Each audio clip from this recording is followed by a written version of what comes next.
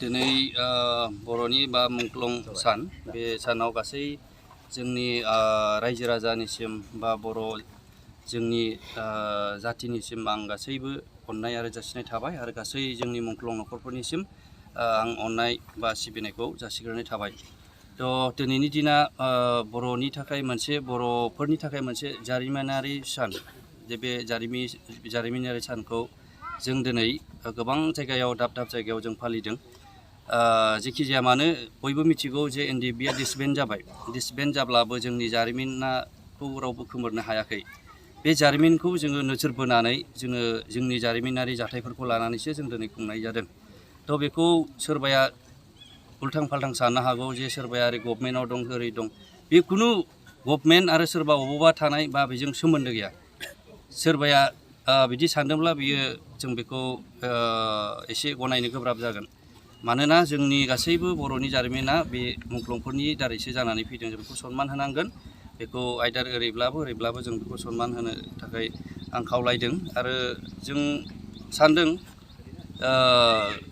जुदि जायोब्ला बे दिनै 14 सेप्तेम्बरखौ एस ए हल जोंनि बर'नि जाथिनि थाखाय मोनसे बन्द'नि सान होननानैसो जों फालिनो हानांगौ। बेसो जोंनि देरसिन मुंख्लंफोरखौ सनमान होनाय जागोन आं बेखौ सानो।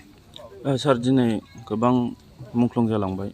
बिनि उनाव एनडिएफबि एबसु गासै बिटिआर रेकर्ड जाबाय। दा जोंनि गोदो नोंथांमोननि नांनाय जे बर'खौ थामोनथा रैखाथि होनो थाखाय दा दिनैहाय बिटिआर जाखांनानै बेसेबां साक्सेस जागोन बायदि? जेनोखि बिटिआर एकर्ड 27 जानुवारि 2020 बयबो मिथिगौ जे बेखौहाय जों डाइरेक्टलि फकास खालामा। जोङो बेखौ गासैबो समाजसो खोन्थागोन। मोजां जादों गाज्रि जादों जों बेखौ बुंलायनानै दिनै बुंनायनि सम गैया। जोंहा नांगोन, जोंहा खर'नि दावहा नांगोन। बेखौ जोङो बयबो दिनै साखाफारा बयबो दिनै इन्टेलेक्सुयेलफ्रा बुजिदों जे बेखौ डाइरेक्टलि फंसे रावजों बुङोब्ला गाज्रि जागोन। बेनिखायनो जों बेखौ बुंनांगौ सम गैया आरो बेखौ समाजसो खोन्थागोन। जे मोजां जादोंब्ला बे मोजाङैनो थांबाय थासिगोन, गाज्रि जादोंब्ला निस्सय माबा मोनसे सोरबाया माबा मोनसेबो साननो हागौ बा माबा मोनसे माबाखौ लागोन। जिखि जाया मानो जों बेखौ गाज्रि जादों मोजां जादोंखौ जों दिनै बुंनांगौनि सम गैया। जोंनि आनादार जोंनि माबाया नांनांगौआ जों खर'जों नांनांगोन। जों जाथि हिसाबै जोङो खौसेथियै जोङो थानायखौ जोङो लुबैयो आरो खौसेथियै जोङो मावलांनायखौ लुबैयो। सोरबा बेवहाय एबसु बा सोरबा एनडिएफबि बाव डिफारेन्सखौ जों लाबोनायखौ जों लुबैयाखै। जे जोङो खौसेयै जोङो माब्रै जाथि हिसाबै थांनानै थागोन बे प्रसेसखौ बे लामाखौ जों जाहाथे लानानै आवगायलांनो हायो जों बेखौसो बांसिन सिन्था खालामनाय जादों। सार मुंख्लंफोरनि थाखाय बा नोंसिनि बारग' एनडिएफबिफोरनि थाखाय माखासे पेकेज बा सुबिदा होनायनि माबा दंमोन? बियो जाहैबाय गभर्नमेन्ट प्रसेस। बे गभर्नमेन्ट प्रसेसै बेखौ मावबाय थानाय जादों आरो दाख्लैसो बावैसो माखासे मुंख्लंफोरनि न'खरनि लिस्टफोर ओंखारबाय। आं बेखौनो खावलायदों जे सोरबाया मुंख्लंफोरनि नामफोरखौ थिसननो बावदोंबा दिनैनि बे नोंथांमोननि मिडियानि गेजेरजों आं बेखौनो खावलायनाय थाबाय जे बेखौ अननानै लिस्टफोरखौ होयो। आंनो नङाबा फेरेंगानो बा सोरनोबा जोंनि टपमस्ट लिडारफोरनो होयोबा जों बेखौ सर्ट आउट खालामनो हागोनखौ जों नुदों। आरो जों जेखि जाया मानो मुंख्लंफोरखौ सनमान होनानै न'खरनो जेरैबायदि होनांगौ जों बेखौ दाबि खालामगोन। आरो दिनै आं बुंदों फोसावदों जेरै जोंनि गासै मुंख्लंफोरखौ सनमान होनानै मोनसे जायगायावनो जोङो मोनसे सेमिट्रि जोङो लुनायनिबो मोनसे जोङो सिमां नुदों आरो बेयो बिटिआर एकर्डनि दारैबो बेखौ जागोन जों बेखौ मिजिंथिदों। आरो जेखिनि दैदेनगिरिफोर दङ जोंनि दलाव थानाय निस्सय मदद खालामगोन आरो मदद खालामबोदों। निस्सय बियो जाफुंगोन। जों जेरावहाय मोनसे आखरजोंनो फरायनो हानाय बेबायदि जोङो मोनसे सुबिदाखौ जोङो खालामनानै लानांगोन। आङो सिगाङावनो बर'नि बिर जोहोलाव आरो जोहोलावजो मुंख्लं जानानै थांनाय जोंनि न'खरनि जानानैहाय आङो माने गोरबोनिफ्राय बिथांमोनखौ दिनै मान बावग्रोयो जाहाथे बिथांमोननि जिउमाया आलो गोजोन सोरगोखौ जायगा मोनहैनाय बायदि।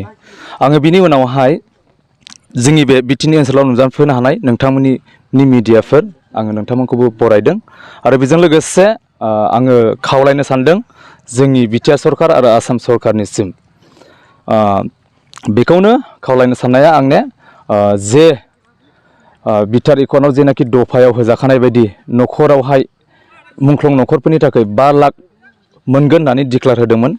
नाथाय बेसे गोथौ प्रसेसआव दं जों बेखौ दासिमबो मोनथिथ'वाखै। बिनि थाखायनो जुदि बे प्रसेसा मोजांब्ला थाबैनो बे बोसोरनि गेजेरावहाय माने जोङो बे रांखौ मोनोब्ला मोजां मोनगौ आरो जोंनि गोरिब न'खरफ्रा बे रांजोंहाय गावनि थैनानै थांनाय फिसा एबा फंबाय एबा बिदाफोरनि थाखाय माने जोबोद गोग्गाथाव खामानि मावनो हागोन आरो ओमफ्राय नैथियाव आं बेखौ खावलायनो सानबावदों जेनाखि थैनानै थांनाय जे जायगायाव जोङो गोथै सहखौ फबदों बे जायगायावहाय एक्सट्रा पेकेज हिसाबैहाय मुंख्लं न'खरनि जानानै खावलायनो गोसो जादों माने खाम्फा बानायनो थाखाय हाखरखौ सिमेन्टफोरजों लुनानैहाय समायना जोङो खालामनो थाखाय बेखौ आङो नैथियाव खावलायदों थामथियाव आङो खावलायनो गोसो जादों आसाम आरो जोंनि बिटिआर सरकारखौ बेनो आंनि खावलायनाया मुंख्लं जानाय न'खरफोरनिफ्राय गोबां सुबुंफ्रा गोबां जोहोलाव आरो हिन्जावसा गथ'फ्रा गोरों गोरों व्यक्तिफोर दङ बेनि थाखायनो आङो बेखौनो बुंनो सानदों अन्नानैहाय न'खरनि सुबुंफोरनो बिना माने इन्टारभिउ गैयालासेनो माने साफा जायफोरनि न'खराव गोरों दं बेखौ सेलेक्ट खालामनानैहाय साख्रियाव थिसननानै होयोब्ला माने जोबोद जोंनि मुंख्लं जानाय न'खरनिफ्राय जोबोद रंजानायखौ जोङो मोनगोन बेनि थाखायनो आङो जोंनि दानि रानिं सोलिबाय थानाय बिटिआर सरकार आरो आसाम सरकारखौहाय आंनि मुंख्लं न'खरनि जानानैहाय आङो खावलायनाय थाबाय एसेनोसै माखौबो फैसाखौबो थाबैनो मोनगोन जों औ जायफोर थालांनाय बेखौ होनाय